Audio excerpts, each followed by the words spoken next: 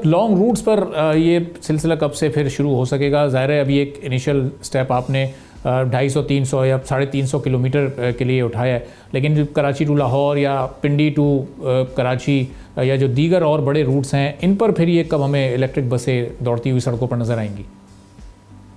دیکھیں، ہماری جو گفتگو ہوئی ہے بیٹری مینوفیکچرر سے، اس میں دو چیلنجز ہیں۔ ایک تو یہ ہے چارجنگ سپیڈ کا، یعنی لیٹ سے کہ ایک چارج پہ اگر لیٹ سے آپ 300 کلومیٹر کر سکتے ہیں، 350 کر سکتے ہیں، تو اگر جیسے آپ اپنے اسٹیشن پہ پہنچے اور آپ نے آگے بھی اسی بس کے ساتھ چلنا ہے تو کتنی جلدی آپ اس کو ریچارج کر سکتے ہیں، فاسٹ چارجز لگا کے اگر 15 منٹ میں کر سکیں تاکہ آپ آگے اسی بس کو چلا سکیں۔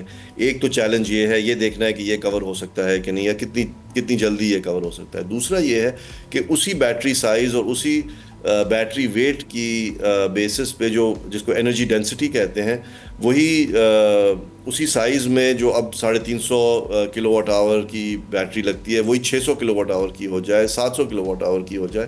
اور اس انرجی ڈینسٹی کے اوپر بھی جو بیٹری مینوفیکچررز ہیں وہ کافی تیزی سے کام کر رہے ہیں۔ تو میرا اپنا اندازہ یہ ہے کہ اگلے 2 سے 3 سال میں یا میکسیمم 4 سال میں یہ جو انرجی ڈینسٹی کا ایشو ہے یہ بھی ریزالو ہو جائے گا۔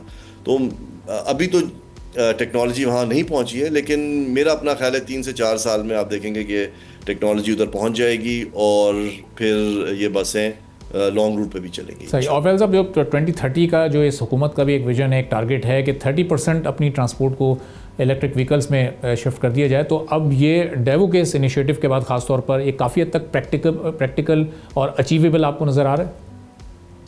جی دیکھیں، اس کے اندر جو سب سے بڑا چیلنج ہے پنجاب گورنمنٹ کو بھی اور ویسے ساری پروونشل گورنمنٹس کو، وہ یہ ہے کہ جو 2 ویلر اور 3 ویلر مارکیٹ ہے اس کو کس طرح سے کریک کیا جائے۔ یعنی آپ کی جو موٹر سائیکلز ہیں ان کو الیکٹرک پہ لے کے جائے، رکشے جو ہیں وہ الیکٹرک پہ لے کے جائیں۔ میرا اپنا خیال ہے گاڑیاں تو بہت جلد ہی الیکٹرک کی طرف آتی جائیں گی۔ چائنیز کمپنیاں آئی ہیں مارکیٹ کے اندر، وہ الیکٹرک وہیکلز بیچ رہی ہیں اور لوگوں کو نظر آ جائے گا کہ بہت سستا ہے الیکٹریسٹی پہ اگر آپ اپنی گاڑی چلائیں۔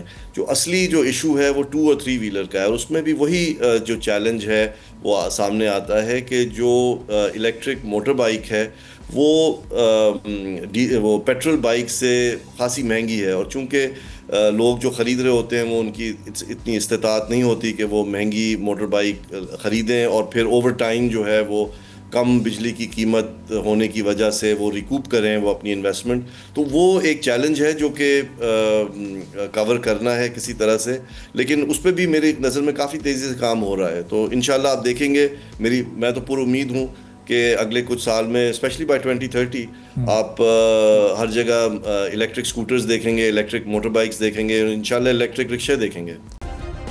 سبسکرائب کریں اور بیل دبائیں تاکہ کوئی خبر رہ نہ جائے۔